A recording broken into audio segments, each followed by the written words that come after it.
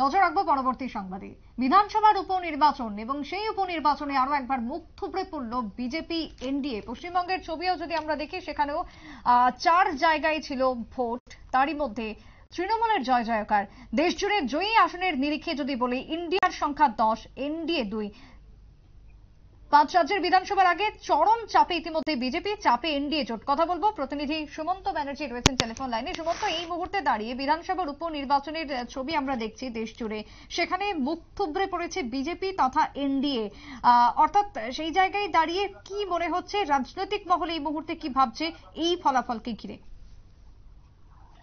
দেখো সুপ্রীতি, অত্যন্ত গুরুত্বপূর্ণ ছিল এই নির্বাচন। বিশেষ করে লোকসভা নির্বাচনের পর আমরা যেভাবে বিজেপিকে মুখ থুবড়ে পড়তে দেখেছি, ঠিক সেরকমই একটা ছবি কিন্তু উঠে এলো এবার বিধানসভা উপনির্বাচনে।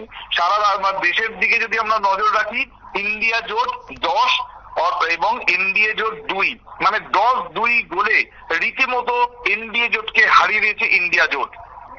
এখানে যদি আমরা দেখি, যে তীর্থক্ষেত্র, যে ধর্ম, যে এত কিছু নিয়ে বিজেপি যে বারবার ভোটে লড়তে চেয়েছে, নির্বাচনে তরি পার করতে চেয়েছে, সেই তীর্থক্ষেত্র গুলোতেও কিন্তু একইভাবে হার স্বীকার করতে হয়েছে বিজেপিকে।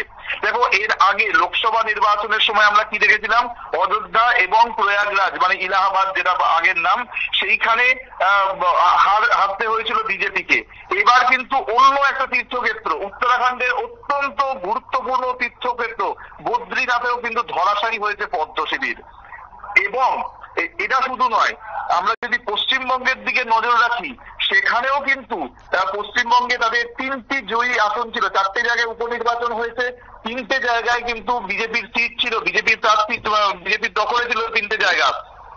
সেই 3টে জায়গাতেও কিন্তু এবার ধরাশায়ী, মানে যদি পশ্চিমবঙ্গের দিক থেকে দেখি, তাহলে কিন্তু 4-0 পেয়েছে বিজেপি। 4টে কেন্দ্রই কিন্তু জয়লাভ করেছে তৃণমূল, এবং এর ফলে কিন্তু বিধানসভায় তাদের কিন্তু আসন কমেছে। আরো যদি আমরা দেখি, তাহলে আমরা এবার যদি পাঞ্জাবের দিকে নজর রাখি, পাঞ্জাবের জলন্ধর যেটা কিন্তু সেখানে আম আদমি পার্টি জয়লাভ করেছে।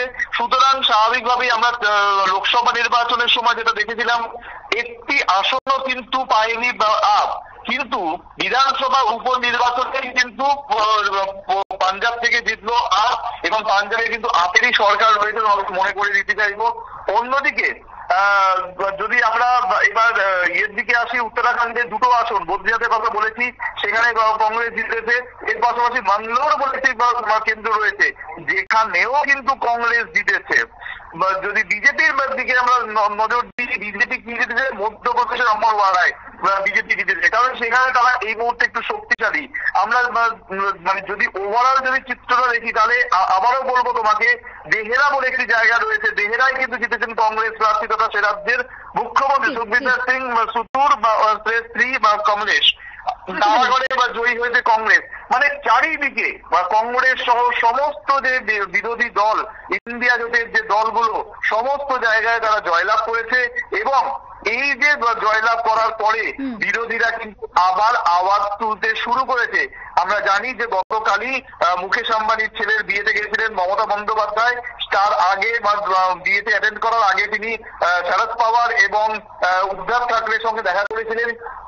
তাদের সঙ্গে বৈঠক সেরে বেরিয়ে আসার পর তিনি কিন্তু বলেছিলেন যে সরকার এই মুহূর্তে কেন্দ্রে রয়েছে, সেই সরকার কিন্তু বেশি দিনের সরকার নয়, এটা একটা নড়বড়ে সরকার। কারণ হিসেবে কিন্তু বিরোধীরা বারবার বলছে যে যেহেতু বিজেপি একা কিন্তু সরকার গড়েনি, সরকার গড়েছে কিন্তু অন্য দলের উপর নির্ভর করে।